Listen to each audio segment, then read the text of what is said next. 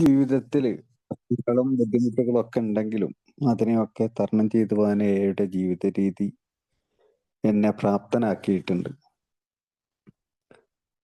ആ ജീവിത രീതിയിൽ പറയുന്നത് നമ്മുടെ സാഹചര്യങ്ങളും വ്യക്തികളും എല്ലാം തന്നെ ഞാൻ ഇടപഴകുന്ന ജോലി സ്ഥലത്തായിക്കൊള്ളട്ടെ, വീട്ടിലായിക്കൊള്ളട്ടെ, സുഹൃത്ത് വലയങ്ങളിലായിക്കൊള്ളട്ടെ, ഏത് തലത്തിലായാലും എൻ്റെ ജീവിതത്തിൽ എനിക്ക് ഇഷ്ടപ്പെട്ടതോ ഇഷ്ടപ്പെടാത്തതോ ആയിട്ടുള്ള പല കാര്യങ്ങളും സംഭവിച്ചു കൊണ്ടേയിരിക്കും.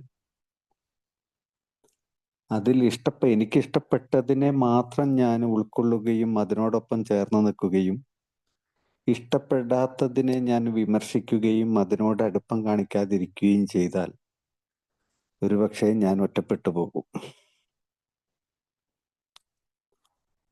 എയുടെ ജീവിത രീതിയിൽ പറയുന്നത് എല്ലാം നമ്മുടെ ഇഷ്ടത്തിനനുസരിച്ചായിരിക്കില്ല സംഭവിക്കുന്നത്. അങ്ങനെയല്ലാതെ സംഭവിക്കുന്നതിനെയും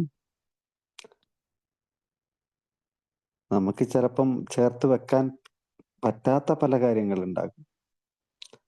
എന്നാൽ പോലും അതിനെ നിഷേധിക്കാനോ അതിനോട് പോരാടാനോ നിൽക്കാതെ അതിനെ സ്വീകരിക്കാൻ ശ്രമിക്കുക എന്നുള്ളതാണ്. അങ്ങനെ സ്വീകരിക്കാൻ ശ്രമിക്കുമ്പോഴാണ് ഒരുപക്ഷെ നമുക്കതിനെ മാറ്റിവെക്കാൻ വേണ്ടി സാധിക്കുക. അതേസമയം അതിനോട് പോരാടാൻ വേണ്ടി ശ്രമിച്ചാൽ നമ്മൾ അസ്വസ്ഥനാകും എന്ന് എൻ്റെ ജീവിതത്തിൽ നിന്ന് എനിക്ക് മനസ്സിലായിട്ടുണ്ട്. കുടിച്ചുകൊണ്ടിരിക്കുന്ന സമയത്ത് അത്തരം കാര്യങ്ങളോടൊക്കെ ഞാൻ പോരാടാനാണ് ഞാൻ ശ്രമിച്ചുകൊണ്ടിരുന്നത്. ആ പോരാട്ടമൊക്കെ എന്നെ ബുദ്ധിമുട്ടിലാക്കിയിട്ടുണ്ട്. അപ്പോൾ ഞാൻ പറഞ്ഞു വന്നത് എൻ്റെ ജീവിതത്തിൽ എനിക്ക് ഇഷ്ടപ്പെട്ടതും ഉണ്ട് ഇഷ്ടപ്പെടാത്തതുമായിട്ടുള്ള പല കാര്യങ്ങളും സംഭവിച്ചുകൊണ്ടിരിക്കുന്നുണ്ട്. പക്ഷെ ഇപ്പം ഞാൻ ആ പോരാട്ടം നിർത്തി. അതൊക്കെ ഒരു മനുഷ്യ ജീവിതത്തിൽ സാധാരണയായിട്ട് സംഭവിച്ചുകൊണ്ടിരിക്കുന്നതാണ്. ഇഷ്ടപ്പെടാത്തതൊക്കെ സംഭവിച്ചിട്ട് പിന്നീട് ഒരു ഇഷ്ടപ്പെടുന്നത് സംഭവിക്കുമ്പോഴാണ് അതിൻ്റെ മാധുര്യം അനുഭവിച്ചറിയുക. തോൽവിയിൽ നിന്ന് ജയത്തിലോട്ട് എത്തുമ്പോഴാണ് ജയത്തിൻ്റെ ആ ഒരു സുഖം നമ്മൾ അനുഭവിക്കുന്നത്. അതുപോലെ തന്നെയാണ് തണുപ്പുള്ള കാലാവസ്ഥയിൽ നിന്ന് നമ്മൾ ഒന്ന് ചൂട് കൊതിച്ചു പോകും. അത് ആ തണുപ്പിലാകുമ്പോഴാണ് ചൂട് കൊതിക്കുന്നത്. ആ ചൂട് ലഭിക്കുമ്പോഴാണ് അതിൻ്റെ ഒരു സുഖം മനസ്സിലാകുന്നത്. അപ്പൊ ആ തണുപ്പ് അനുഭവിച്ചത് കൊണ്ടാണ് നമുക്കൊരു ചൂടിൻ്റെ സുഖം നമ്മൾ അനുഭവിക്കുന്നത്. അപ്പൊ ഇതുപോലെ തന്നെയാണ് മനുഷ്യ ജീവിതത്തിൽ ഉണ്ടാകുന്ന പല സംഗതികളും. എപ്പോഴും സന്തോഷം മാത്രം ലഭിച്ചുകൊണ്ടിരിക്കുന്ന ഒരു വ്യക്തിക്ക് ഒരു സന്തോഷത്തിന്റെ വില അറിയാൻ പറ്റാത്ത അവസ്ഥ വരും. ഏതായാലും ആൽക്കോളിക്സ് അനോണിമസിന്റെ 12 ഘട്ടങ്ങളിലൂടെ സഞ്ചരിച്ചു പോകുന്ന ഒരു മദ്യാസക്തന്, അതിന് തയ്യാറാകുന്ന ഒരു മദ്യാസക്തന് എല്ലാ കാര്യത്തിലും പരിപൂർണതയിലെത്താൻ സാധിക്കുന്നില്ലെങ്കിലും ജീവിതത്തിൽ പുരോഗതിയിലേക്ക് എത്തുന്നതും ഈ ചില തകർച്ചകൾ, ജീവിതത്തിൽ ബുദ്ധിമുട്ടുകൾ, ദുരിതങ്ങൾ ഒക്കെ സംഭവിച്ചുകൊണ്ടാണ്. അതിൽ നിന്നാണ് ഒരു പാഠം ഉൾക്കൊള്ളുന്നത്. നമ്മള് മനുഷ്യരെയും മൃഗങ്ങളെയും എടുത്തു നോക്കിയാൽ നമുക്കറിയാൻ പറ്റും, ഈ മൃഗങ്ങൾക്കൊന്നും പ്രാക്ടീസിന്റെ ആവശ്യമില്ല. ഒരു ആട് പ്രസവിക്കുന്നു, ആടിന്റെ കുട്ടി ഏതാനും മിനിറ്റുകൾക്കകം തന്നെ തുള്ളിച്ചാടി നടക്കുന്നുണ്ട്. അതിനെ ആ തള്ളയാട് നടക്കാൻ പഠിപ്പിച്ചിട്ടോ അല്ലെങ്കിൽ അങ്ങനെയൊന്നും അല്ല ആ ആട്ടിൻകുട്ടി തുള്ളിച്ചാടി നടക്കുന്നത്. അത് ഏതൊരു മൃഗത്തിന്റെ ഇതാണെങ്കിലും അങ്ങനെ തന്നെയാണ്. ഭക്ഷണം കഴിക്കാൻ ആ ആട്ടിൻകുട്ടിക്ക് ആരും വാരി കൊടുക്കേണ്ട ആവശ്യമൊന്നുമില്ല. അത് തനിയെ അങ്ങ് തിന്നു. അതിന്റെ ജനിതക ഘടന അങ്ങനെയാണ്. അതിനൊരു പ്രാക്ടീസിന്റെ ആവശ്യമില്ല. അത് ഏതൊരു മൃഗത്തിന്റെ കുട്ടിയാണെങ്കിലും അങ്ങനെ തന്നെയാണ്. അതേസമയം ഒരു മനുഷ്യന്റെ കുട്ടിക്ക് ആ ഒരു കുട്ടിയുടെ ജനനം മുതൽ, നമ്മളൊക്കെ ജനിച്ചപ്പം മുതൽ നമ്മൾക്ക് മറ്റു ചിലർ, അല്ലെങ്കിൽ നമ്മുടെ അമ്മ, അല്ലെങ്കിൽ അച്ഛന്, എന്തൊക്കെ പ്രാക്ടീസുകളിൽ കൂടിയാണ് നമ്മളെ മുന്നോട്ട് കൊണ്ടുപോകുന്നത്. നമ്മൾ പ്രസവിച്ചപ്പം ഉടനെ തന്നെ നമ്മൾ നടന്നോ? ഇല്ല. എത്രയോ മാസങ്ങളും വർഷങ്ങളും ഒക്കെ എടുത്തു നമ്മൾ നല്ല രീതിയിലൊന്ന് നടക്കാൻ, നമ്മുടെ കൈ പിടിച്ച് നടത്താൻ, അല്ലെങ്കിൽ ആ നടക്കാൻ പഠിക്കുന്ന ആ ഒരു ചക്രമുള്ള സാധനത്തിൽ നമ്മളെ കൊണ്ടുപോയി വെച്ചു. എത്രയോ പ്രാവശ്യം നമ്മൾ നടന്ന് വീണു. ആ വീഴ്ചയിൽ നിന്ന് വീണ്ടും നമ്മൾ എണീറ്റ് വീണ്ടും നമ്മൾ പഠിച്ചു. അപ്പം മനുഷ്യരായാൽ ഒരു പ്രാക്ടീസിൽ കൂടിയാണ് എല്ലാ കാര്യങ്ങളും നമ്മൾ പഠിക്കുന്നത്. അതുകൊണ്ട് തന്നെയാണ് പറയുന്നത് നമുക്ക് വലിയ വലിയ പ്രാക്ടീസുകൾ ആവശ്യമാണ്. പ്രാക്ടീസ് പ്രാക്ടീസ് പ്രാക്ടീസ് എന്നാ പറഞ്ഞത്. ഒന്നും നമ്മളിലേക്ക് അങ്ങ് സ്വമതേയ വരുന്നതല്ല, നമ്മൾ പ്രാക്ടീസ് ചെയ്തുണ്ടാക്കുന്നതാ, പ്രത്യേകിച്ച് മദ്യാസക്തർ. അതിൻ്റെ ഒരു കാരണം, നമ്മൾ ഒരു പ്രത്യേക ഒരു ജനിതക ഘടനയിൽപ്പെട്ട ആളുകളാണ്. അത് നമ്മളുടെ പൂർവികരിൽ നിന്ന് നമുക്ക് ലഭിച്ചതാണ്. പ്രത്യേക ഒരു ജനിതക ഘടനയിൽ ഉള്ള, മറ്റുള്ളവർ കാണുന്നത് പോലെയോ മറ്റുള്ളവർ മനസ്സിലാക്കുന്നത് പോലെയല്ല ഈ ജനിതക ഘടനയിൽപ്പെട്ട നമ്മൾ മനസ്സിലാക്കിയതും കാണുന്നതും ഒക്കെ. നമ്മൾക്ക് മറ്റുള്ളവരിൽ നിന്ന് വ്യത്യസ്തമായിട്ടുള്ള ചില ചിന്താഗതികളുണ്ട്, മറ്റുള്ളവരിൽ നിന്ന് വ്യത്യസ്തമായിട്ടുള്ള ചില കാഴ്ചപ്പാടുകളുണ്ട്. ആ കാഴ്ചപ്പാടുകളുടെ ഫലമായിട്ടാണ് നമ്മൾ ഈ ഒരു മദ്യാസക്തിയിലേക്കും വേദനാജനകമായിട്ടുള്ള നമ്മുടെ ജീവിത രീതിയിലേക്കും നമ്മൾ എത്തിപ്പെട്ടത്. അപ്പോൾ ഇന്ന് നമ്മൾ സംസാരിക്കാൻ പോകുന്ന വിഷയം സ്നേഹവും സഹിഷ്ണുതയും, മറ്റുള്ളവരോടുള്ള സ്നേഹവും സഹിഷ്ണുതയുമാണ് ഞങ്ങളുടെ മുഖമുദ്ര അല്ലെങ്കിൽ കോഡ് എന്നൊക്കെ ഉണ്ട്. ബിഗ് ബുക്കിലൊക്കെ പറയുന്ന രീതിയിൽ ഒരു നിയമസംഹിതയെക്കുറിച്ച്, അഥവാ സ്നേഹവും സഹിഷ്ണുതയുമാണ് നമ്മളുടെ നിയമസംഹിത എന്നൊക്കെ ബിഗ് ബുക്കിലൊക്കെ ഇങ്ങനെ കാണാൻ വേണ്ടി സാധിക്കും. അപ്പൊ എന്തുകൊണ്ടാണ് അതത്ര അങ്ങ് ഫോക്കസ് ചെയ്ത് പറഞ്ഞിരിക്കുന്നത് എന്നുള്ളതാണ്. സഹിഷ്ണുതയെക്കുറിച്ചും സ്നേഹത്തെക്കുറിച്ചും ബിഗ് ബുക്കിലും 12 and 12 ഒക്കെ ഇഷ്ടം പോലെ ഭാഗങ്ങളിൽ പരാമർശിച്ചിട്ടുണ്ട്. ഇതിനൊരു കാരണം, നമ്മള് സ്നേഹമില്ലാത്തവരായിരുന്നോ അല്ലെങ്കിൽ സഹിഷ്ണുത ഇല്ലാത്തവരായിരുന്നോ? അങ്ങനെയല്ല, നമുക്ക് പലരോട് സ്നേഹം ഉണ്ടായിരുന്നു. നമ്മളൊരു സഹിഷ്ണുത വെച്ച് പുലർത്തിയിരുന്ന ആളുകളുമായിരുന്നു. പക്ഷെ അതിലെന്തോ ഒരു തകരാറ് നമുക്ക് സംഭവിച്ചു. നമ്മൾ മറ്റുള്ള ആളുകളുമായിട്ട് നല്ല രീതിയിൽ ആ ഒരു ബന്ധം നിലനിർത്തണമെന്ന് ആഗ്രഹിച്ച ആളുകളാ. നമ്മൾക്ക് കുറേയേറെ സുഹൃത്തുക്കൾ ഉണ്ടായിരുന്നു. സുഹൃത്തുക്കളല്ലാത്ത ആളുകളോടും പെട്ടെന്ന് ഒരു ദിവസം ഒരാളെ കണ്ടാൽ പോലും നമ്മൾ അവരെ സുഹൃത്ത് വലയത്തിലാക്കാൻ ആഗ്രഹിച്ച ആളുകളാണ്. നമ്മൾ പല കാര്യത്തിലും ഇടപെട്ടിരുന്നതിൻ്റെ ഉദ്ദേശശുദ്ധി നല്ലതായിരുന്നു. പക്ഷെ സംഭവിച്ചതോ നേരെ വിപരീതമായിരുന്നു. നമ്മൾ ആരോടും വഴക്ക് കൂടാനോ ആരെങ്കിലും മോശമായിട്ട് കാണാനോ ഒന്നും ആഗ്രഹിച്ചിരുന്ന ആളുകളല്ല. എന്നാൽ എന്തോ ചില കാരണങ്ങൾ കൊണ്ട് അത്തരം സന്ദർഭങ്ങളും സാഹചര്യങ്ങളും ഒക്കെ സൃഷ്ടിക്കപ്പെട്ടു പോയി. സ്നേഹിക്കുന്നതിന് പകരം നമ്മൾ ചിലരെ വെറുത്തു. സഹിഷ്ണുത കാണിക്കുന്നതിന് പകരം നമ്മൾ അസഹിഷ്ണുത കാണിക്കാൻ വേണ്ടി തുടങ്ങി. അപ്പോൾ അങ്ങനെയൊക്കെ സംഭവിച്ചു പോകുന്ന നമുക്ക് കിട്ടിയിരുന്ന പ്രാക്ടീസ് അങ്ങനെയാണ്. നമ്മൾ ആഗ്രഹിച്ചതുപോലെയല്ല കാര്യങ്ങൾ നടക്കുന്നു എന്നുണ്ടെങ്കിൽ നമ്മൾ അസ്വസ്ഥരായിരുന്നു. ആ അസ്വസ്ഥതയുടെ ഭാഗമായിട്ടാണ് നമ്മൾ ഈ ഒരു രാസപദാർത്ഥത്തിന് ഉപയോഗിച്ചു തുടങ്ങിയത്. അപ്പോൾ നമ്മൾ സ്വാഭാവികമായിട്ടും മറ്റുള്ളവർക്ക് സ്നേഹം കൊടുക്കേണ്ട സ്ഥാനത്ത്, ഒന്നില്ലെങ്കിൽ അവരുടെ ഉപദേശങ്ങൾ കൊണ്ടോ അവരുടെ കുറ്റപ്പെടുത്തലുകൾ കൊണ്ടോ അവരുടെ നമ്മളോടുള്ള അവഗണന കൊണ്ടോ അങ്ങനെയുള്ള പല കാരണങ്ങൾ അവർ പ്രകടിപ്പിക്കുമ്പോൾ നമ്മൾ അവരെ സ്നേഹിക്കാൻ പറ്റാത്ത വിധത്തിൽ അവരെ വെറുക്കേണ്ടി വന്നു. ആ വെറുപ്പ് നമ്മൾ പ്രകടിപ്പിച്ചുകൊണ്ടേയിരുന്നു. അതാണ് നമുക്ക് ലഭിച്ചുകൊണ്ടിരുന്ന പ്രാക്ടീസ്. നമ്മൾ അവരെ വെറുപ്പ് കാണിച്ചുകൊണ്ടിരിക്കുമ്പോഴും അവരെ അവഗണിച്ചുകൊണ്ടിരിക്കുമ്പോഴും തിരിച്ച് നമുക്ക് കിട്ടിയിരുന്നത് ഈ വെറുപ്പും അവഗണനയുമാണ്. നമുക്കും സ്നേഹം ലഭിച്ചിരുന്നില്ല. ഇത് കുറേ കാലങ്ങൾ നമ്മൾ തുടർന്ന് കൊണ്ടേ പോരുമ്പോൾ നമുക്ക് നമ്മളോട് തന്നെ ഒരു വെറുപ്പ് തോന്നിത്തുടങ്ങി. കാരണം നമ്മൾ ഈ നെഗറ്റീവ് രീതിയിലായിരുന്നു ജീവിച്ചു പോന്നിരുന്നത്. നമുക്ക് മറ്റുള്ളവരെ സ്നേഹിക്കാനോ മറ്റുള്ളവർ നമ്മെ സ്നേഹിക്കാനോ കഴിയാത്തിടത്തോളം കാലം നമ്മൾ സ്വയം സ്നേഹിക്കാൻ പറ്റാത്ത വിധത്തിൽ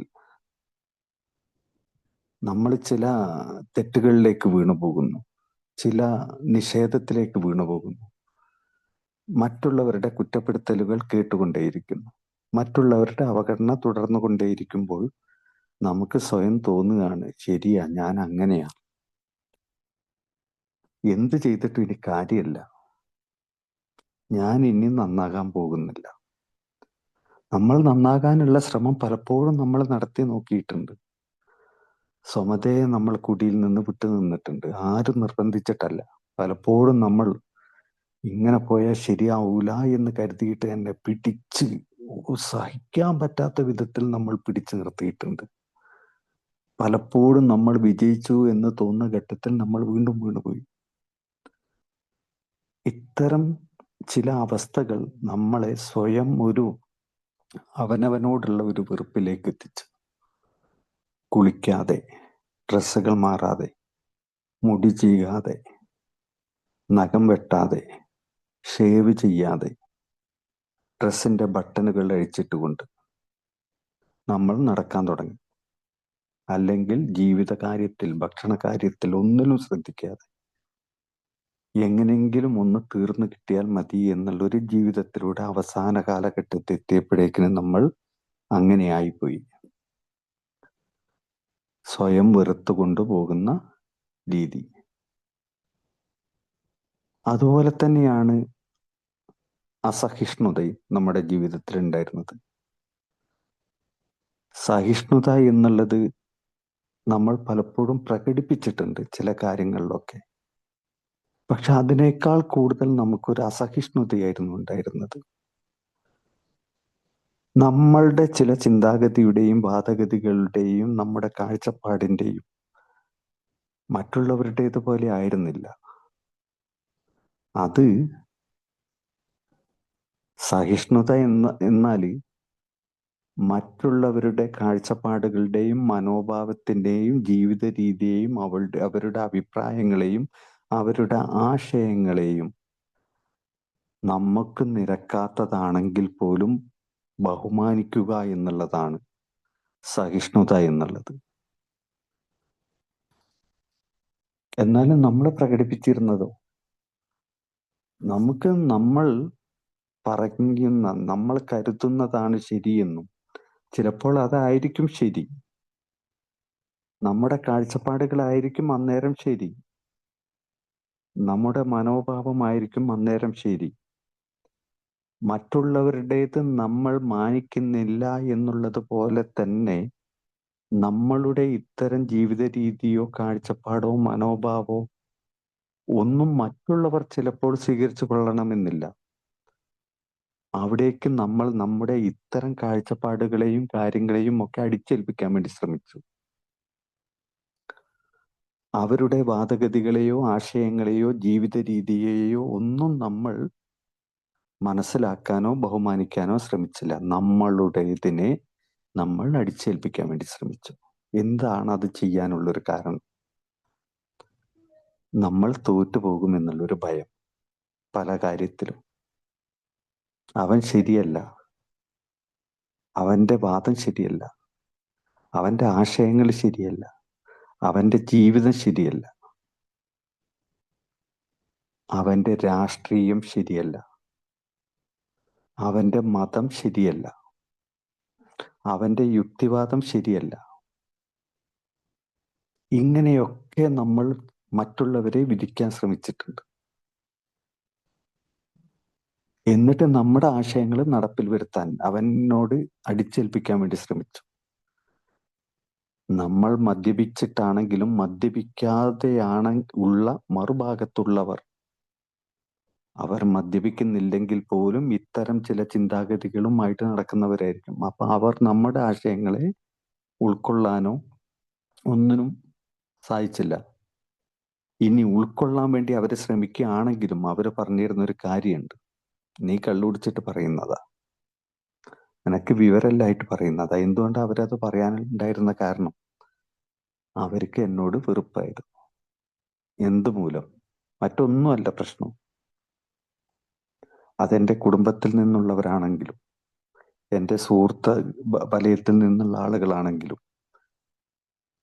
അവർക്ക് എന്നോട് വെറുപ്പായിരുന്നു. കാരണം അവരുടെ പല ഇഷ്ടങ്ങളെയും ഞാൻ തകർത്തെറിഞ്ഞിട്ടുണ്ട്. അവരുടെ പല സ്വാതന്ത്ര്യത്തെയും ഞാൻ തടഞ്ഞു വെച്ചിട്ടുണ്ട്. കൂടാതെ എൻ്റെ കുടുംബം ഞാൻ മദ്യപിക്കാതിരിക്കണമെന്നും ഞാൻ സുബോധത്തോടെ ഇരിക്കണമെന്നും അവരുടെ ഉത്തരവാദിത്തങ്ങൾ ഞാൻ നോക്കണമെന്നും അവർക്ക് ഒരു സുരക്ഷിതത്വം ഞാൻ കൊടുക്കണം എന്നുമുള്ള എൻ്റെ കടമയെ മറന്നുകൊണ്ട് ഞാൻ ജീവിക്കുന്നതിൻ്റെ ഫലമായിട്ട് അവർക്ക് എന്നോടൊരു വെറുപ്പുണ്ടാകുന്നുണ്ട്. അവരെന്നെ സ്നേഹം തരണമെന്ന് കരുതിയാൽ പോലും തരാൻ പറ്റാത്ത രീതിയിലുള്ള ഒരു രോഗാവസ്ഥയിലേക്ക് അവർ മാറിയിട്ടുണ്ട്.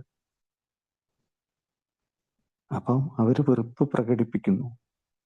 ഞാൻ പറയുന്ന ചില കാര്യങ്ങൾ ശരിയാണെങ്കിൽ പോലും അത് ഉൾക്കൊള്ളാൻ പറ്റാത്ത വിധത്തിൽ ആ രോഗാവസ്ഥ അവരെ തളർത്തിയിരിക്കുന്നു.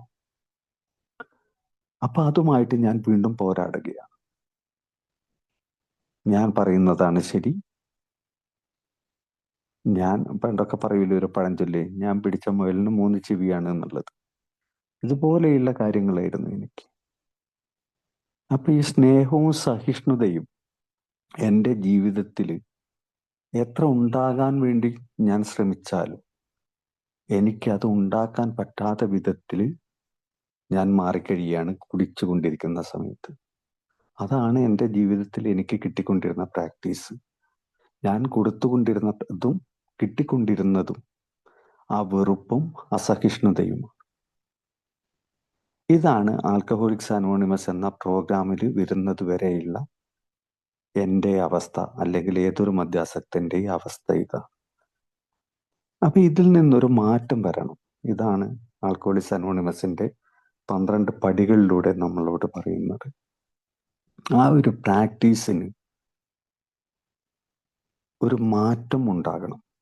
അതുവരെ ഓടിക്കൊണ്ടിരുന്ന ആ ഒരു ട്രാക്കിൽ നിന്ന് മറ്റൊരു ട്രാക്കിലോട്ട് മാറുകയാണ്. ആ ട്രാക്കിലൂടെയുള്ള സഞ്ചാരത്തിൽ ഒരു സ്നേഹവും സഹിഷ്ണുതയും ഇല്ലാതെ മുന്നോട്ട് പോവുകയാണെങ്കിൽ ജീവിതത്തിൻ്റെ ആ ഒരു സുഖം, ശരിയായ ജീവിതത്തിൻ്റെ സുബോധാവസ്ഥ ആസ്വദിച്ചറിയാൻ സാധിക്കാതെ വരികയും ഒരു സുബോധമില്ലാത്ത അവസ്ഥയിലേക്ക് മാറുകയും ചെയ്യും. അപ്പോൾ എയുടെ പ്രോഗ്രാമിൽ വരുമ്പോൾ അടുത്ത പ്രാക്ടീസ് എന്തായിരിക്കണം? സ്നേഹത്തിൻ്റെയും സഹിഷ്ണുതയുടെയും പ്രാക്ടീസ്. എയിൽ പറയുന്നൊരു കാര്യം, പ്രാഥമികമായ ഉദ്ദേശം മദ്യരഹിതമായ സുബോധാവസ്ഥ നിലനിർത്തണമെന്നും മറ്റ് അമിത മദ്യാസക്തരെ രോഗശമനത്തിനായി സഹായിക്കണം എന്നുള്ളതുമാണ്. അഥവാ എയുടെ പ്രാഥമികമായ ഉദ്ദേശം മദ്യരഹിതമായ സുബോധാവസ്ഥ നിലനിർത്തണം. നമ്മുടെ ഗ്രൂപ്പിനുള്ളിൽ നമ്മൾ ഒരു സ്നേഹവും സഹിഷ്ണുതയും നമ്മൾ കാണിക്കുന്നില്ലെങ്കിൽ നമുക്ക് ആ ഗ്രൂപ്പിൽ സ്ഥാനം ഇല്ലാതെയാകും. പലപ്പോഴും ആ ഒരു ഗ്രൂപ്പിലേക്ക് എന്നെ സ്വീകരിക്കപ്പെടുന്നത് ആ സ്നേഹത്തിൻ്റെയും സഹിഷ്ണുതയുടെയും ഭാഗമായിട്ടാണ്. ഞാൻ കടന്നു ചെല്ലുമ്പോൾ അവിടെ ഉണ്ടായിരുന്ന ആളുകൾ മുഴുവൻ ഒരു മദ്യാസക്തരല്ലേ. അവര് വർഷങ്ങളോ ദിവസങ്ങളോ ആയിട്ട് മദ്യത്തിൽ നിന്നും മാറി നിന്നവർ മാത്രമാണ്. അതിനു മുമ്പ് അവരൊരു മദ്യാസക്തരാണ്. അവരും ഈ സ്നേഹമില്ലാത്തെയും അല്ലെങ്കിൽ സഹിഷ്ണുതയില്ലാത്തെയും ആളുകളുടെ ഗണത്തിൽപ്പെട്ടവരാണ്. അവരാണ് പ്രോഗ്രാമിലേക്ക് കടന്നു വരികയും എന്നെ പോലെയുള്ള കുറേയേറെ ആളുകളെ സ്നേഹത്തിന്റെയും സഹിഷ്ണുതയുടെയും ആ കരുതലിൽ അവർ ചേർത്ത് നിർത്തിക്കൊണ്ടുപോകുന്നത്.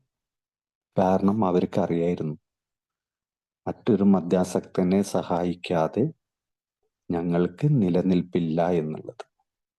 ആ മദ്യാസക്തരെ സഹായിക്കണമെങ്കിൽ ഈ പറഞ്ഞ 2 കാര്യങ്ങൾ ഉണ്ടായിരിക്കണം. അതിനുവേണ്ടി അവരെന്ത് ത്യാഗവും സഹിച്ചു. ഞാൻ ചെന്നപ്പോൾ ഞാൻ പറഞ്ഞിട്ടുണ്ട്, എൻ്റെ കുടിയല്ല എനിക്ക് പ്രശ്നം, എൻ്റെ കുടുംബാംഗങ്ങളും സുഹൃത്തുക്കളുമാണ് പ്രശ്നം. അവരുടെ സ്വഭാവം ശരിയായിരുന്നെങ്കിൽ ഞാൻ കുടിക്കില്ലായിരുന്നു. അവരുടെ ആരുടെയും സ്വഭാവം ശരിയല്ല. എൻ്റെ ഭാഗത്തൊരു കുറ്റവുമില്ല. ഞാൻ തുടക്കത്തിൽ തന്നെ ഞാൻ ചെന്നപ്പോൾ അതാ പറഞ്ഞത്. അല്ലാതെ ഞാൻ മീറ്റിങ്ങിലേക്ക് കയറി ചെന്ന പാടെ ഞാൻ എൻ്റെ കുഴപ്പം കൊണ്ടാ കുടിച്ചതെന്നല്ല ഞാൻ പറഞ്ഞത്. ഞാൻ മറ്റുള്ളവരെ കുറ്റപ്പെടുത്തിയിട്ടാണ് പറഞ്ഞത്. ഞാൻ വേണ്ട എന്ന് വിചാരിച്ചാൽ കുടിക്കാതിരിക്കാൻ എനിക്ക് സാധിക്കുന്ന ഞാൻ മീറ്റിങ്ങിൽ പറഞ്ഞത്. പക്ഷെ അവരാ സ്നേഹത്തിന്റെയും സഹിഷ്ണുതയുടെയും എൻ്റെ ആശയങ്ങളെ അവർ സ്വീകരിച്ച്, അഥവാ അവർ ഉൾക്കൊണ്ടു. എങ്ങനെയാ ഉൾക്കൊണ്ടത്? അന്നേരം അതിനോട് പോരാടാൻ അവർ നിന്നില്ല. അവരതെല്ലാം തലകുലുക്കി സമ്മതിച്ചു. തിരിച്ചു പോരുമ്പോൾ അവരതല്ല ഷെരീഫെ ശരിയെന്ന് എന്നോട് പറഞ്ഞില്ല. നീ പറഞ്ഞത് തെറ്റാന്ന് അവരെന്നോട് പറഞ്ഞില്ല. അവരെന്നെ കെട്ടിപ്പിടിച്ചു. നാളെയും വരണം എന്ന് പറഞ്ഞു. അല്ലെങ്കിൽ അടുത്ത മീറ്റിങ്ങിന് എന്തായാലും ഇന്ന സ്ഥലത്ത് എത്തണം, ഞങ്ങൾ ഉണ്ടാവും എന്ന് പറഞ്ഞു. നിന്റെ ഷെയറിങ് ഞങ്ങൾക്ക് കേൾക്കണം എന്ന് പറഞ്ഞു. ആ ഒരു സ്നേഹവും എന്നെ പിന്നത്തെ ഒരു മീറ്റിങ്ങിലേക്ക് എത്തിച്ചു എന്നുള്ളതാണ്. അതേസമയം അവരവിടെ നിന്ന് ഷെരീഫെ നീ പറഞ്ഞതൊക്കെ പറ്റ തെറ്റാണ്, നീ പറഞ്ഞതല്ല ശരി, ഇതൊരു രോഗാണെന്നൊക്കെ പണ്ടേ അന്ന് അവരെ അവിടുന്ന് എന്നോട് തർക്കിക്കാൻ നിന്നിരുന്നെങ്കിൽ ഞാൻ ആ വഴിക്ക് ഞാൻ പോവില്ലായിരുന്നു.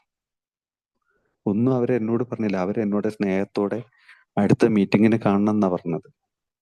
പിന്നെ മീറ്റിങ്ങിന് ചെല്ലാനുള്ള ആ ഒരു ഇതുണ്ടല്ലോ, അങ്ങോട്ട് എത്തുമ്പോൾ, കാരണം അതുവരെ ഇല്ലാത്തൊരു സ്നേഹം കിട്ടിയതിന്റെ ഫലമായിട്ടാണ് ഞാൻ വീണ്ടും ഒരു മീറ്റിങ്ങിലേക്ക് എത്തി. അപ്പൊ ഞാൻ സ്നേഹം ആഗ്രഹിച്ചിരുന്നു. പക്ഷെ പിന്നീടുള്ള മീറ്റിങ്ങിലും ഞാൻ ചെന്നപ്പോൾ അവർക്ക് അത്രയേറെ സഹിഷ്ണുത ഉള്ളത് കൊണ്ട് മാത്രമാണ് എന്നെ അവിടെ നിലനിർത്തി പോകുന്നത്. ഞാൻ വീണ്ടും പണ്ടത്തെ കുടിച്ചുകൊണ്ടിരുന്ന സമയത്ത് ചെയ്തിരുന്ന പല കാര്യങ്ങളുമാണ് അടിച്ചേൽപ്പിക്കാൻ ശ്രമിച്ചത്. ഇതൊന്നല്ല പോകേണ്ടത്, ഇങ്ങനെയല്ലേ മീറ്റിംഗ് ഉണ്ടാകേണ്ടത്, അങ്ങനെയല്ലേ വേണ്ടത്, അത് എൻ്റെ ഇതിൽ കുറെ ആശയങ്ങളുണ്ട്, അത് നടപ്പിൽ വരുത്തണം, അത് ചെയ്യണം, ഇത് ചെയ്യണം. പക്ഷെ അവരൊക്കെ വളരെ സഹിഷ്ണുതയോട് കൂടിയിട്ട് അതിനെയൊക്കെ കേട്ടിരുന്നു. ഒരു കൗണ്ടർ ഷെയറിങ് പോലും അവർ നടത്തിയില്ല. പക്ഷെ അവരുടെ ജീവിതത്തിൽ ഇതേപോലെ ഉണ്ടായിരുന്ന ചില അവസ്ഥകൾ അവർ ഷെയർ ചെയ്തു. അതെന്നെ വല്ലാതെ ഇരുത്തി ചിന്തിപ്പിച്ചു. എന്നോട് അവർ പറഞ്ഞ മറ്റൊരു കാര്യം കൂടി എനിക്ക് വളരെ ഇതായിട്ട് തോന്നി. കാരണം ഷെരീഫെ, നിനക്ക് മറ്റുള്ളവരെ സഹായിക്കാൻ, കാരണം മറ്റാർക്കും ചിലപ്പോൾ സഹായിക്കാൻ പറ്റിക്കൊള്ളണമെന്നില്ല, പക്ഷെ നിനക്ക് ഒരു മദ്യാസക്തന് മറ്റൊരു മദ്യാസക്തനെ സഹായിക്കാൻ വേണ്ടി സാധിക്കും. അത് എനിക്ക് വലിയൊരു ഇതായിട്ടാണ് തോന്നിയത്. കാരണം ഞാൻ അങ്ങനെ ഒരു സഹായ മനസ്കതയുള്ള ആളാണ് ഞാൻ. പക്ഷെ അതൊക്കെ പലപ്പോഴും ഞാൻ ആ സഹായം ചെയ്യുന്നതൊക്കെ ഏതെങ്കിലും വിധത്തിൽ, ഏത് കാര്യത്തിലായാലും പിന്നീട് ആളുകൾ പറഞ്ഞിട്ടുണ്ട്, അത് നീ ആ വലിയ ആളാകാൻ വേണ്ടി ചെയ്തതാ, അല്ലെങ്കിൽ മറ്റുള്ളവരെ കാണാൻ വേണ്ടി ചെയ്തതാ. അപ്പൊ ഇങ്ങനെയൊക്കെയുള്ള പല കാര്യങ്ങളും ഉണ്ടായത് കൊണ്ട് തന്നെ ആ സഹായങ്ങളിൽ നിന്നൊക്കെ എനിക്ക് നേരിടേണ്ടി വരുന്നത് മറ്റു പല കുരമ്പുകളുമായിരിക്കും.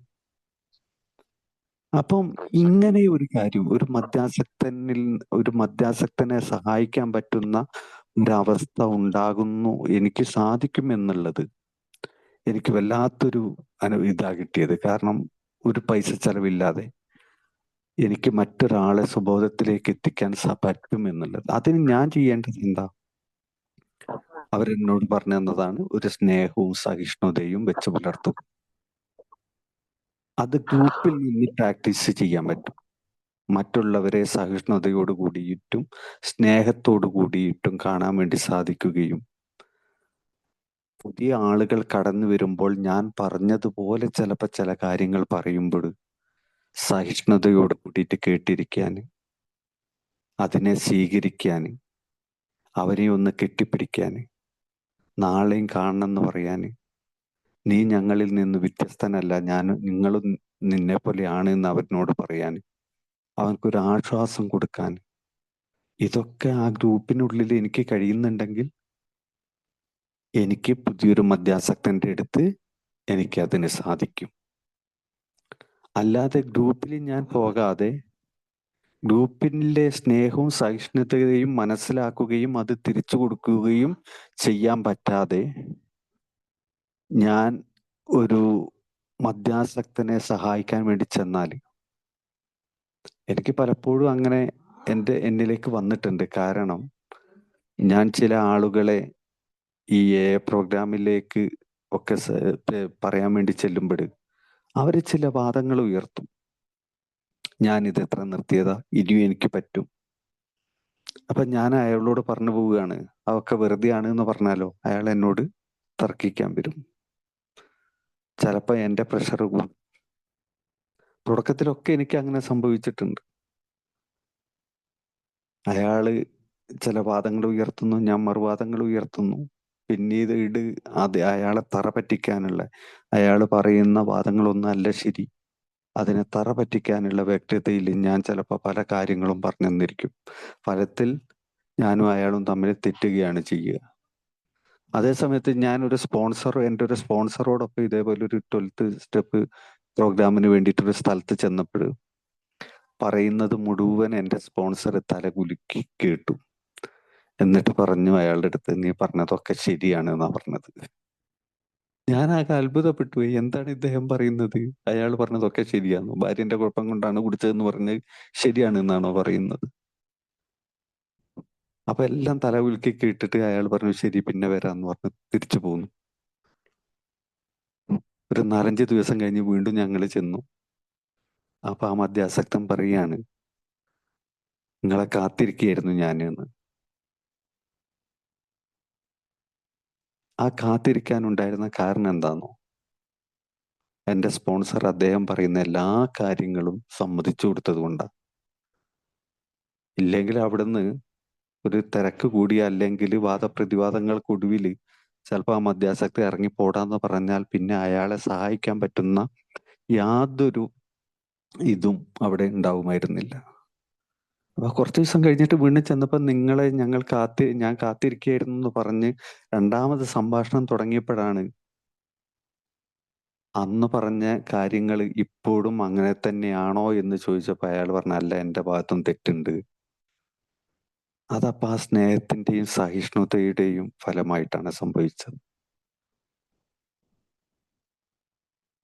അല്ല എങ്കിൽ അവിടെ സ്നേഹവും സഹിഷ്ണുതയും അല്ല ഉണ്ടാകുന്നതെങ്കിൽ അവിടെ ഒരു അഹങ്കാരം ഉണ്ടാകും. എനിക്ക് സംഭവിച്ചിരുന്നത് തുടക്കത്തിൽ അതാണ്.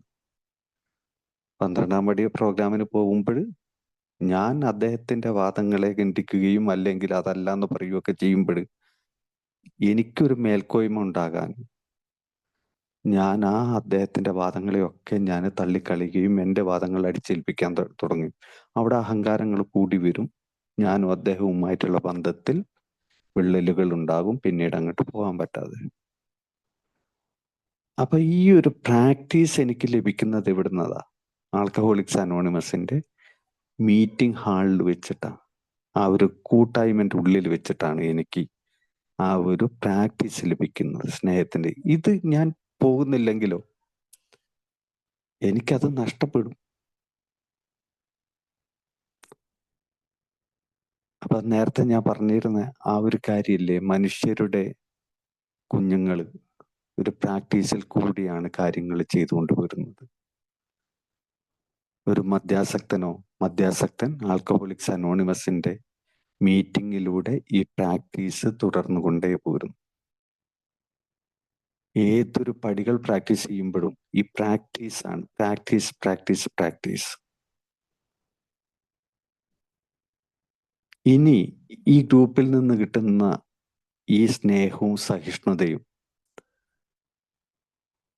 നമുക്ക് നമ്മളുമായിട്ട് ബന്ധത്തിലുള്ള അല്ലെങ്കിൽ മറ്റുള്ളവരുമായിട്ടുള്ള ബന്ധത്തിൽ എത്രത്തോളം ഊഷ്മളത ഉണ്ടാക്കാൻ വേണ്ടി സാധിക്കുന്നു. നമ്മുടെ എല്ലാ പ്രശ്നവും എന്തായിരുന്നു എന്നുള്ളത് നമ്മൾക്ക് കുറച്ചൊക്കെ നമ്മൾ മനസ്സിലാക്കിയിട്ടുണ്ടാകും. നമ്മൾ എന്താണ് എന്നുള്ളതും കൂടി നമ്മളൊന്ന് മനസ്സിലാക്കണം എന്ന് പറയും. നമ്മുടെ രോഗം എന്താണ്, നമ്മുടെ രോഗം എന്താണ് എന്ന് മനസ്സിലാക്കിയെങ്കിലാണ് നമുക്ക് അതിനെ ഒന്ന് ശരിപ്പെടുത്തിയെടുക്കാനുള്ള ശ്രമം ആരംഭിക്കാൻ പറ്റുക. അപ്പൊ എൻ്റെ രോഗത്തിലുള്ള ഒരു കാര്യം ഇതാണ്, എനിക്ക് ഒരു വെറുപ്പ് മറ്റുള്ളവർ ഉണ്ടാക്കുന്ന അവസ്ഥ എൻ്റെ രോഗാവസ്ഥയിലുണ്ട്. സഹിഷ്ണുത ഇല്ലാതെയാകുന്ന ഒരവസ്ഥ എൻ്റെ ജീവിതത്തിലുണ്ട്. അതെൻ്റെ രോഗാവസ്ഥയാണ് എന്ന് കരുതി ഞാൻ അത്രത്തോളം മോശക്കാരനൊന്നുമല്ല.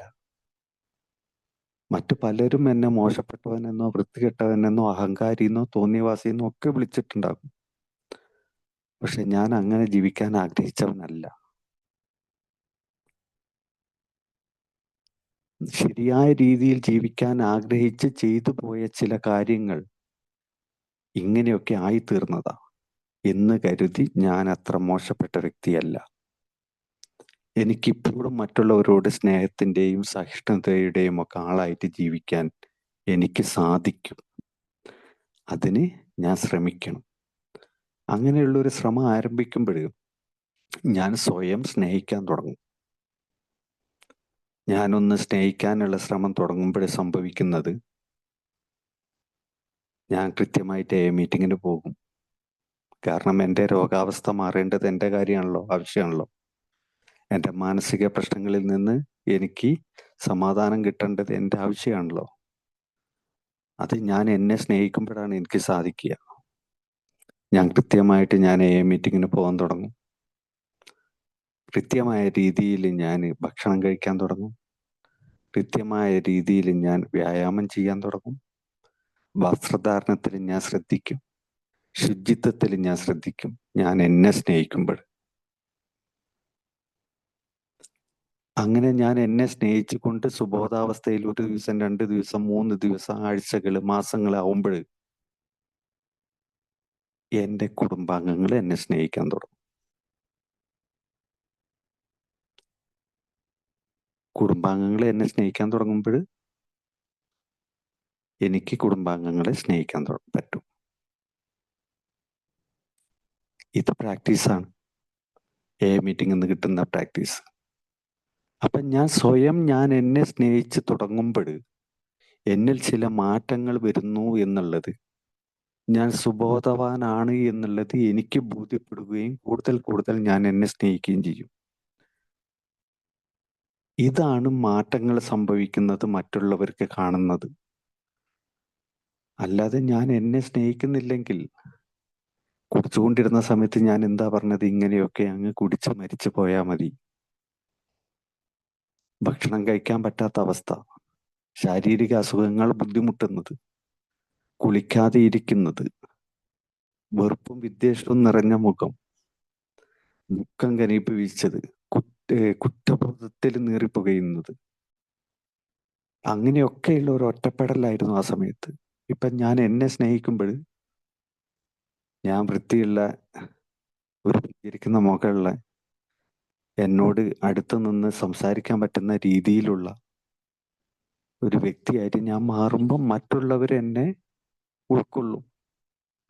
ഒരു ഒറ്റപ്പെടലിൽ നിന്ന് ഞാൻ മുക്തനാകും. മറ്റുള്ളവർ എന്നെ സ്നേഹിച്ചു തുടങ്ങും. എനിക്ക് സ്നേഹം തിരിച്ചു കൊടുക്കാൻ പറ്റും. സഹിഷ്ണുതയും അങ്ങനെയാ. ഞാൻ എന്നെ സഹിക്കണം എന്നാണ്. ഷെരീഫ് പണ്ട് കാലത്ത് കുടിച്ചുകൊണ്ടിരുന്ന സമയത്ത് ചെയ്തു പോയ പല കാര്യങ്ങളും ഉണ്ടാകും. ചില കുറ്റബോധത്തിൽ അങ്ങ് താഴ്ന്ന് മുങ്ങി താന്നിട്ട് കരകയറാൻ പറ്റാത്ത അവസ്ഥയിൽ അങ്ങനത്തെ പല സാഹചര്യങ്ങളും വന്നു പോയിട്ടുണ്ടാകും. ഞാൻ എൻ്റെ രോഗാവസ്ഥയെ സ്വീകരിക്കുകയും ആ കഴിഞ്ഞുപോയ കാലത്തെ ഞാൻ സഹിക്കുകയും ചെയ്താൽ, സഹിഷ്ണുതയോടുകൂടി അതിനെ കണ്ടാൽ, ഞാൻ അതിൽ നിന്നുള്ളൊരു മാറ്റം ഞാൻ വരുത്താൻ ശ്രമിക്കും. കാരണം എൻ്റെ മദ്യാസക്തിയാണ് എന്നെ അത്തരം ഒരവസ്ഥയിലേക്ക് എത്തിച്ചത്. അതിനെ ഞാൻ സ്വീകരിക്കണം. ഷെരീഫിനൊരു രോഗാവസ്ഥയുണ്ട്. മദ്യാസക്തി എന്ന് പറയുന്ന രോഗവും അതിനോടനുബന്ധിച്ചിട്ടുള്ള, അതിനോടൊപ്പമുള്ള പല വിധത്തിലുള്ള ഒരു കാര്യത്തെ ശരിയായ രീതിയിൽ കാണുവാനോ, അഥവാ വ്യക്തമായിട്ട് പറഞ്ഞിട്ടുണ്ട്, ഒരു കാലില്ലാത്ത ഒരു വ്യക്തിയെ പോലെയാണ് എന്നാ പറഞ്ഞ മദ്യാസക്തൻ ജീവിതകാലം മുഴുവൻ. അത്തരം ഒരാളാണ് ഞാനെന്ന് മനസ്സിലാക്കുമ്പോഴാണ് എനിക്ക് ഒരു ഊന്നുവടിയെ എടുക്കാൻ പറ്റുക. അതുപോലെ ഈ രോഗാവസ്ഥയിലുള്ള ഷെരീഫിനെ ഒന്ന് ശരിപ്പെടുത്തിയെടുക്കാനോ അല്ലെങ്കിൽ മുന്നോട്ടുള്ള ജീവിത പ്രയാണം തുടങ്ങുവാനോ 12 പടികൾ, 12 ഘട്ടങ്ങൾ ജീവിതത്തിൽ പ്രാവർത്തികമാക്കണം എന്നുള്ള ഒരു തോന്നലുണ്ടാകുന്നത് എനിക്ക് ഈ രോഗാവസ്ഥ ഉണ്ട് എന്ന് മനസ്സിലാക്കുമ്പോഴാണ്. ഞാൻ എൻ്റെ ജീവിതത്തിൽ ആ സഹിഷ്ണുതാ മനോഭാവം ഞാൻ വളർത്തിയെടുക്കുമ്പോൾ എല്ലാത്തിനെയും വെട്ടിപ്പിടിക്കാനോ, അല്ലെങ്കിൽ ഞാനിപ്പോഴും ഇങ്ങനെ ആലോചിക്കും, ആ സമയങ്ങളിലൊക്കെ എൻ്റെ വാദഗതികളെ അംഗീകരിക്കാത്ത, ആ കുടിച്ചുകൊണ്ടിരുന്നപ്പോഴും അതിനുശേഷം ഉള്ള ആ പടികൾ പ്രാക്ടീസ് ചെയ്യുന്നതിന് മുമ്പുള്ള ഷെരീഫിന്റെ വാദഗതികളെ അംഗീകരിക്കുന്നില്ല എന്നുള്ള ചില കാരണങ്ങൾ കൊണ്ട് ഞാൻ എൻ്റെ എത്ര വേണ്ടപ്പെട്ടവരെയാണ് ഞാൻ ഒഴിവാക്കിയിട്ടുള്ളത് എന്നറിയോ? അവരെ ഞാൻ പരിഹസിച്ച് അവരെയൊക്കെ മറ്റുള്ളവരുടെ മുമ്പിൽ നാണം കെടുത്തിയിട്ടുണ്ട്. ഇനി ആരെങ്കിലും എൻ്റെ വാദഗതികളെ അടച്ച് അവര് വിജയിക്കുകയാണെങ്കിൽ ഞാൻ ആ പേരിൽ എത്രയാ ഞാൻ മദ്യപിച്ചതെന്നറിയോ? അപ്പൊ എവിടെയും പരാജയപ്പെടാനുള്ള ഒരു മാനസികാവസ്ഥ എന്നിലില്ലായിരുന്നു. തോറ്റു കൊടുക്കുക എന്നുള്ളത് എൻ്റെ മുമ്പിൽ ഇല്ലായിരുന്നു. മറ്റുള്ളവരെ പരിഹസിക്കുക, മറ്റുള്ളവരുടെ ജീവിത രീതിയെ കുറ്റപ്പെടുത്തുക, മറ്റുള്ളവരുടെ മതം ശരിയല്ല, എൻ്റെ മതം മാത്രമാണ് ശരിയെന്ന് പറയുക, നിന്റെ മതം ശരിയല്ല എന്ന് പറയുക, എൻ്റെ എതിർ രാഷ്ട്രീയ പാർട്ടിയിലുള്ള ഒരു വ്യക്തിയെ കാണുന്നത്, അവനോട് കൂട്ടുകൂടുന്നത്, സംസാരിക്കുന്നത് ഒക്കെ ആ ഒരു കണ്ണുകൊണ്ട് ഞാൻ കാണുക. കാരണം അത് ശരിയല്ല എന്നുള്ളൊരു കണ്ണുകൊണ്ട് അവനെ മറ്റു ചില പേരുകളിൽ വിളിക്കുക. ഇപ്പോഴും നമുക്ക് കാണുന്നില്ലേ എന്തൊക്കെ പേരുകളിലാണ് മറ്റുള്ള രാഷ്ട്രീയത്തിലുള്ള ആളുകളെ നാം വിളിക്കുന്നത്, പറയുന്നത്? അത് ശരിയല്ല, ഇത് ശരിയല്ല. അവരുടെ ആശയം അവരെ സംബന്ധിച്ച് ശരിയാണ് എന്ന് സമ്മതിച്ചു കൊടുക്കലാണ് നമ്മളുടെ സഹിഷ്ണുത എന്നുള്ളത്. അത് തെറ്റാണ് എന്നല്ല, അവരെ സംബന്ധിച്ച് അത് ശരിയാണ്. എൻ്റെ രാഷ്ട്രീയമോ അത് എന്നെ സംബന്ധിച്ച് ശരിയാണ്. അത് ചിലപ്പോൾ അവർക്ക് ശരിയായിക്കൊള്ളണം എന്നില്ല. മതവും അങ്ങനെ തന്നെയാണ്. മറ്റേതെങ്കിലും വാദഗതികളും ഒക്കെ അങ്ങനെ തന്നെ. അവരെ സംബന്ധിച്ച് അത് ശരിയായിരിക്കും. അതിനെ ബഹുമാനിക്കുക, മാനിക്കുക എന്നുള്ളത് എൻ്റെ മുമ്പിലുണ്ട്. അത് ഞാൻ ചെയ്യുന്നില്ലെങ്കിലോ എൻ്റെ ജീവിത രീതിയും എൻ്റെ ആശയവും എൻ്റെ മതവും എൻ്റെ രാഷ്ട്രീയവും ശരിയല്ല എന്ന് മറ്റുള്ളവർ പറയും. അങ്ങനെ പറഞ്ഞാൽ ആ സഹിഷ്ണുത ഇല്ലാത്ത ഞാൻ അസ്വസ്ഥനാകും, എൻ്റെ സുബോധം നഷ്ടപ്പെടും, ആ ബന്ധങ്ങളിൽ വിള്ളലുകൾ വീഴും.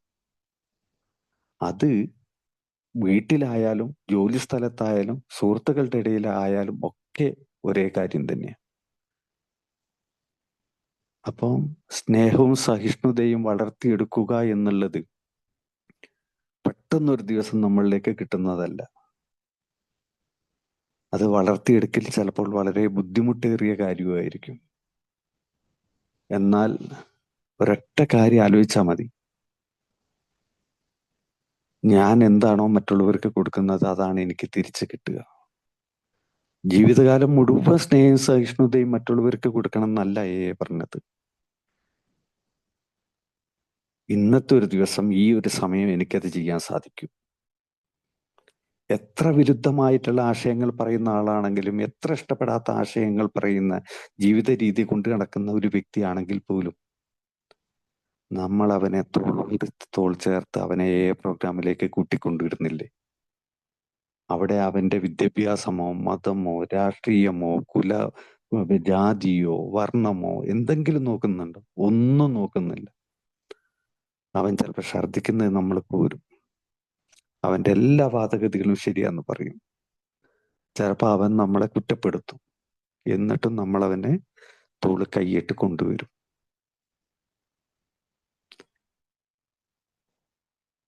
ഇത് നമ്മുടെ സുഹൃത്തുക്കളോടും കുടുംബത്തോടും ജീവിത സമൂഹത്തിൽ നമ്മൾ ബന്ധപ്പെടുന്ന എല്ലാവരോടും നമുക്ക് ചെയ്യാൻ വേണ്ടി സാധിക്കൂലേ? നമ്മുടെ 12 ആൻഡ് 12 111 112 പേജുകളിൽ ഒരു കാര്യം പറയുന്നുണ്ട്. നമ്മൾ ഗ്രൂപ്പുകളിൽ കാണിക്കുന്ന സ്നേഹവും സഹിഷ്ണുതയും നമുക്ക് നമ്മുടെ കുടുംബത്തിലേക്ക് കൊണ്ടുവന്നുകൂടെ എന്നുള്ളൊരു ചോദ്യം. നമ്മുടെ ഗ്രൂപ്പുകളിൽ കാണിക്കുന്ന സ്നേഹവും സഹിഷ്ണുതയും, അതാണ് പ്രാക്ടീസ്. നേരത്തെ ഞാൻ പറഞ്ഞത്, അവിടുന്ന് കിട്ടുന്ന ആ പ്രാക്ടീസിന്റെ ഫലമായിട്ട് ഇത് നമ്മൾ നമ്മുടെ കുടുംബത്തിലേക്ക് കൊണ്ടുവന്നുകൂടെ, മറ്റുള്ളവരോടുള്ള ബന്ധം നിലനിർത്താൻ. പക്ഷെ ഗ്രൂപ്പിലാകാം, കുടുംബത്തിനും സുഹൃത്തുക്കളോടൊന്നും പറ്റൂല എന്നുള്ള ഒരു വാദം ആണെങ്കിൽ നമ്മുടെ സുബോധം നഷ്ടപ്പെടും. പലപ്പോഴും എനിക്കൊക്കെ തുടക്കത്തിൽ സംഭവിച്ചത് അതാ. ഗ്രൂപ്പുകളിൽ ഞാൻ വലിയ സ്നേഹവും സഹിഷ്ണുതയും ഒക്കെ ഞാൻ പ്രകടിപ്പിക്കും. നേരത്തെ പറഞ്ഞതുപോലെ ചിലപ്പോ കുറ്റപ്പെടുത്തിയാല്, ചീത്ത പറഞ്ഞാല്, നീ പറഞ്ഞ ശരിയല്ല എന്നൊക്കെ ചിലപ്പോ പറഞ്ഞാല് ഞാനൊക്കെ തലകുലുക്കി ഞാൻ കേൾക്കും. ചിരിച്ചുകൊണ്ട് ഞാൻ പോരും. എന്നിട്ട് എനിക്ക് മനസ്സിലാകും അയാൾ ഒരു ആൽക്കഹോളിക്കാണ്. അയാൾ അതല്ല, അതിൻ്റെ അപ്പം പറയുകയും പ്രവർത്തിക്കുകയും ചെയ്യും.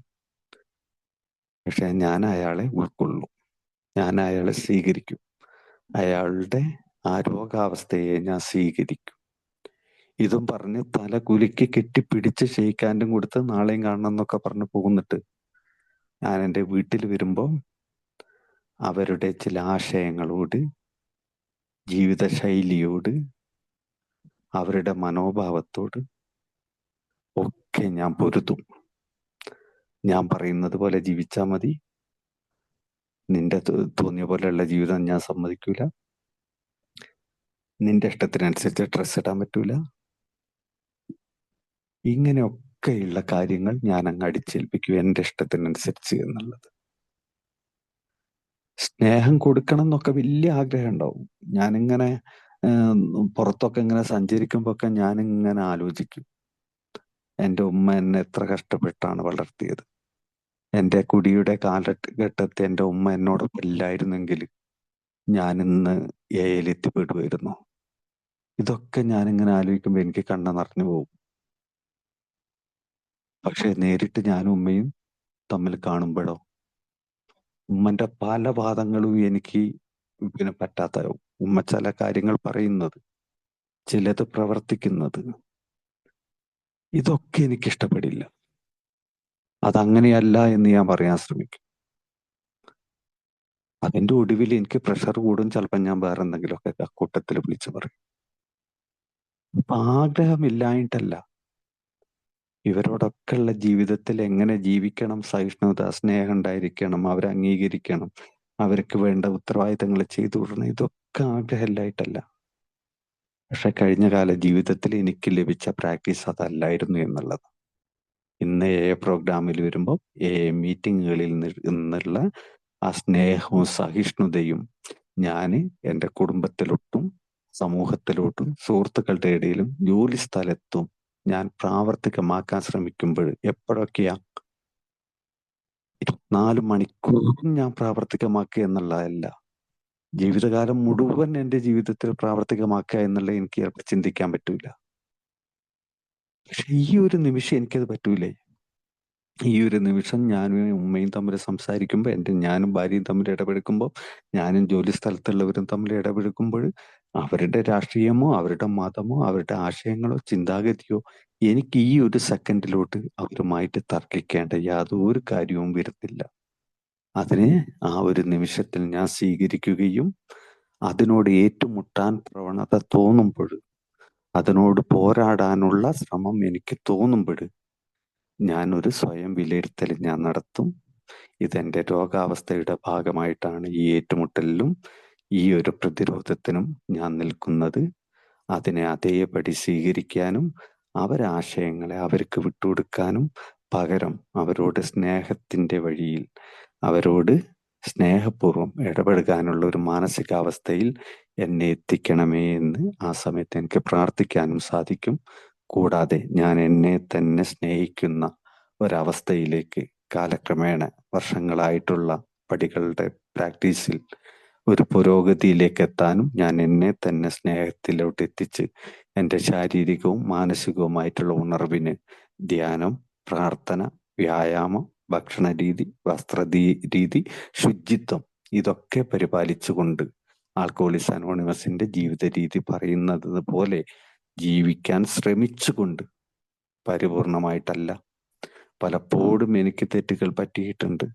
ആ തെറ്റുകൾ പറ്റുമ്പോൾ സ്വയം വിലയിരുത്തി ആ തെറ്റുകളെ പരിഹരിക്കാനും വീണ്ടും അത്തരം തെറ്റുകൾ വരാതിരിക്കാൻ ശ്രമിക്കുന്നതും ഞാൻ എന്നെ സ്നേഹിക്കുന്നതിൻ്റെ ഭാഗമാണ്.